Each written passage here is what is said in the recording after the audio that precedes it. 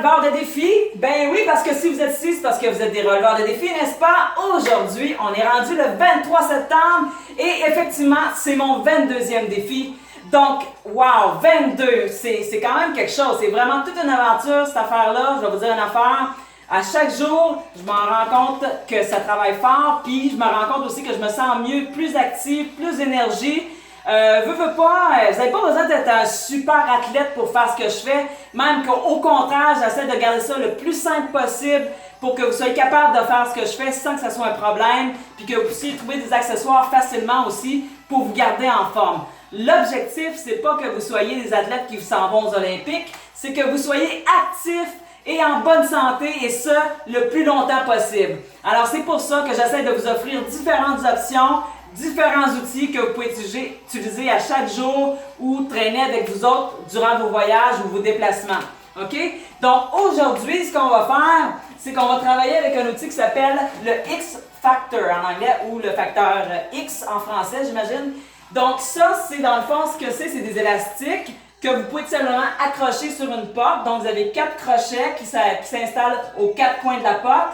Puis, c'est relativement facile à traîner. Vous pouvez plier ça, mettre ça dans vos bagages.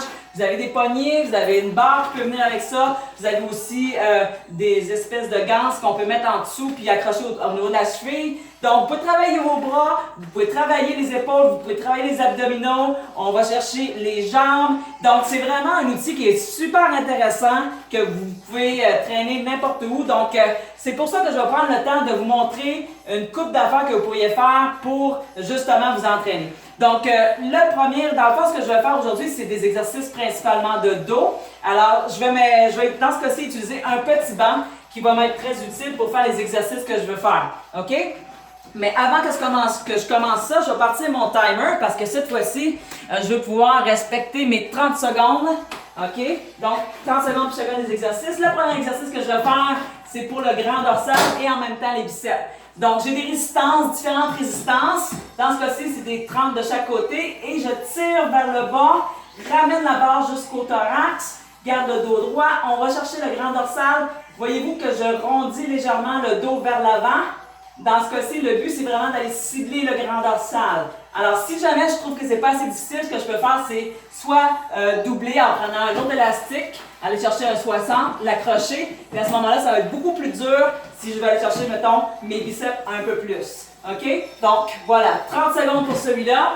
Maintenant, si je veux cibler encore plus le dos, parce que je trouve que ça n'a pas encore assez travaillé fort, je me penche encore plus vers l'arrière. Cette fois-ci, je tire. Cette fois-ci, c'est des 60 de chaque côté. Donc, je tire, je retiens. Et là, je tire directement vers l'arrière, les coudes vers le bas. Donc, on fait attention de ne pas monter les épaules vers les oreilles. Ça, c'est toujours le danger quand on travaille le dos, de vouloir monter en compensant, en levant les épaules vers le haut. Si c'est le cas, c'est que vous n'avez pas la force nécessaire. Donc, réduisez la résistance dans ce temps-là.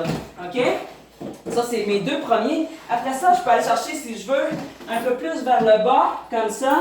Je vais aller encore chercher mon grand dorsal, mes dentelés rhomboïdes, squeeze les omoplates ensemble. On va chercher entre les deux omoplates. Puis là, je peux doubler mes élastiques encore là en utilisant deux poignées. Si je ne veux pas commencer à ajuster ensemble, je peux faire ça, c'est plus simple comme ça.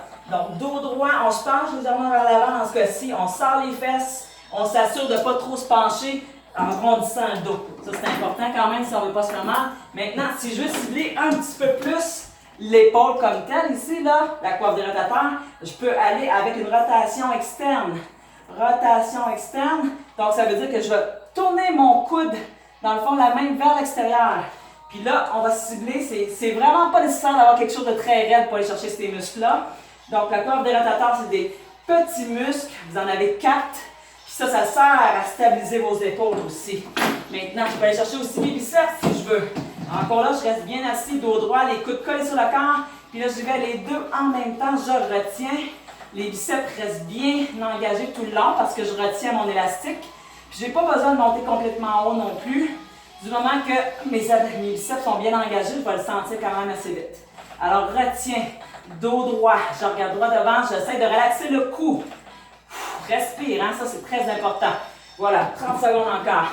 Bon, le prochain, ce que je vais aller chercher dans le fond, c'est un peu plus les obliques.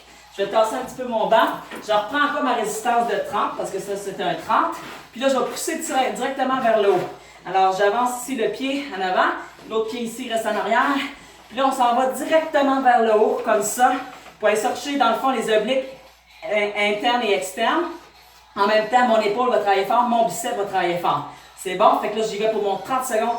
Pousse directement vers le haut. Directement vers le haut, côté opposé. Alors, vous avez vu avant que j'avais fait directement plutôt vers le bas en oblique.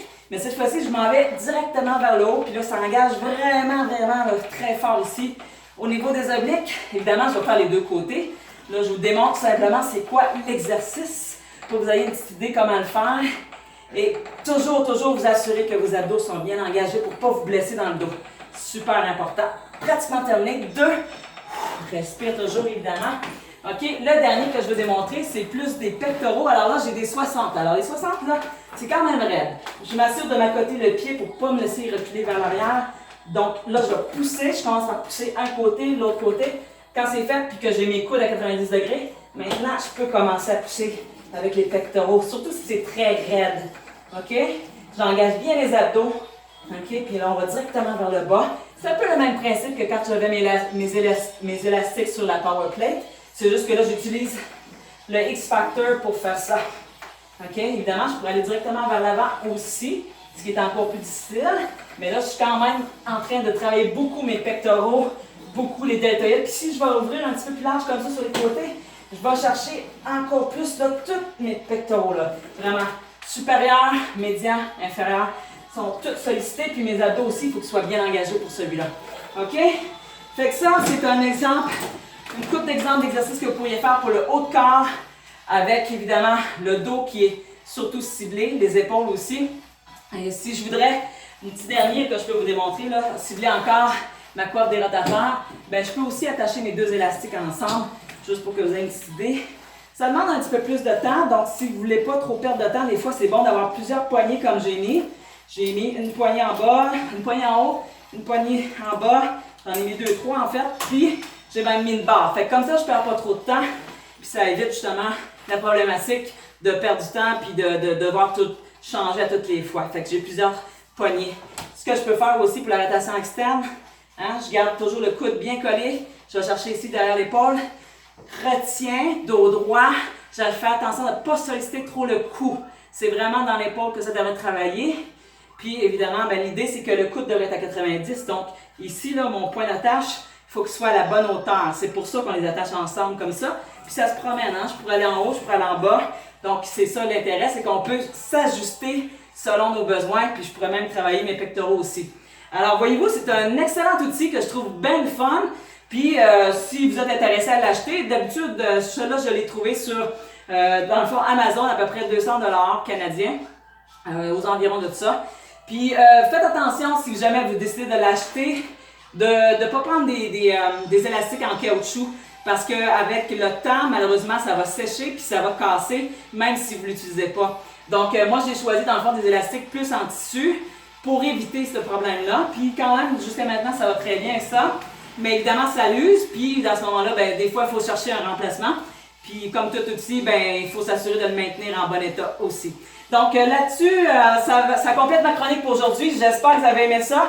Et comme toujours, ben, je vais vous revoir demain pour le prochain défi. D'accord? Là-dessus, je vous laisse et passez une super belle journée. Bye bye!